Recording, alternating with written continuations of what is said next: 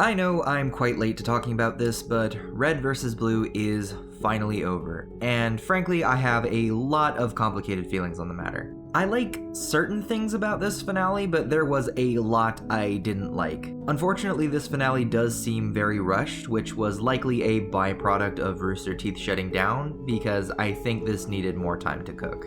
Just for context, I haven't watched any Red vs. Blue past season 13, which is where most people agree the show stopped being great. I was also under the impression that after watching the Restoration trailer, that everything past season 13 was actually just a simulation run by Church, which is a very in-character thing for Church to do. But of course, that was not the case. And not having context for those seasons definitely hurt my enjoyment of the finale a bit.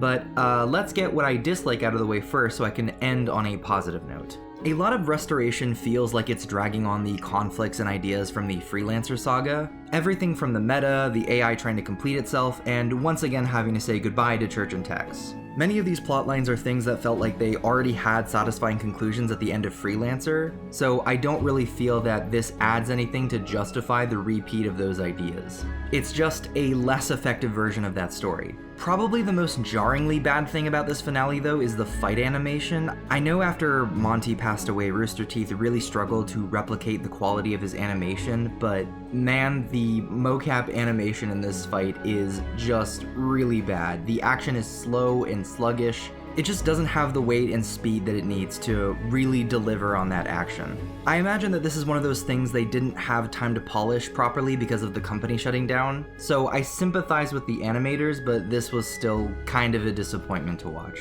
I was also a little sad they didn't do much with Tucker's character by the end. He just kind of wakes up from being the meta and there isn't anything to give a satisfying goodbye to his character. I think maybe if he had gotten to say goodbye to Griff or something, that might have been nice. Moving on to the positive now.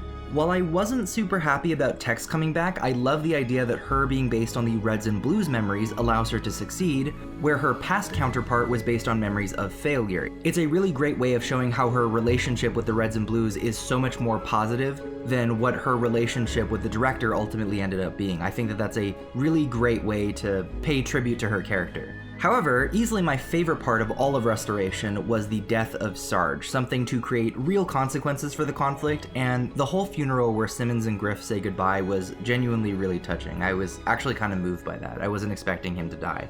I'm also really happy to see Washington's arc come to a satisfying conclusion, being able to live with the ghosts of the past where the director wasn't able to. The parallel was very meaningful, and I'm super happy to see Carolina grow past her anger and be there for her friend, so that was really sweet. While I explained that I don't like the repeat of ideas, the whole film felt like one last celebration of everything that made this show special.